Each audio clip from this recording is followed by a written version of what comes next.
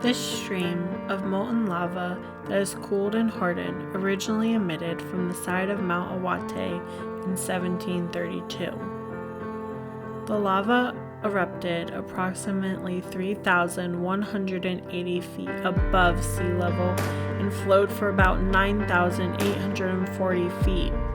Once the lava cooled, it was 3,280 feet wide around the mountain.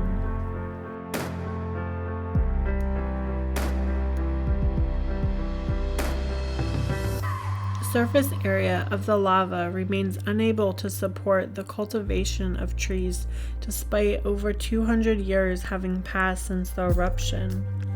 As you can see, some trees have started to sprout through the lava rocks, like this one here. This area was filled with dragonflies and butterflies, oddly enough.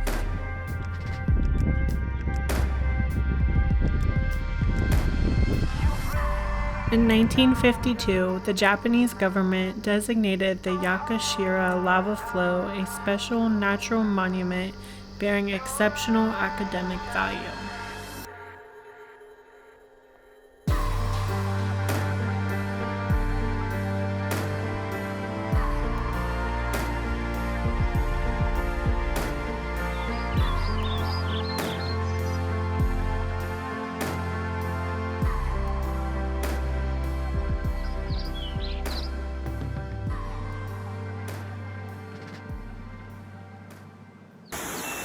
After we were done at Mount Iwate, of course we had to go find a waterfall in the area.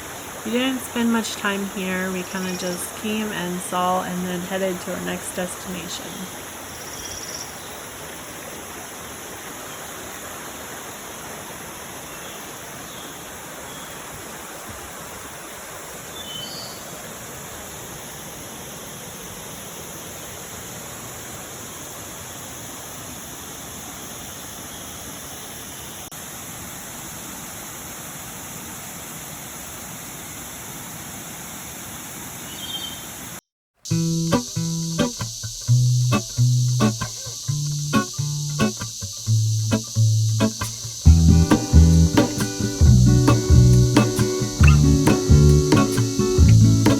There is a life I lead in this city.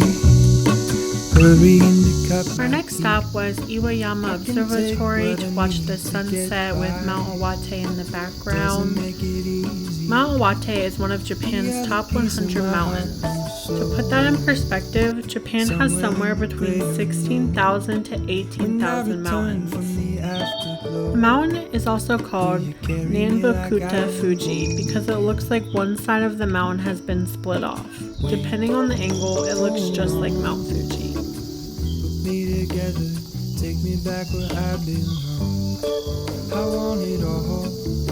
The contrast between the majestic mountain landscape and the rural landscape at the foot of the mountain is truly picturesque. I'm so glad we got to be here for sunset. I want it all. I had a feeling, but the feeling is all gone.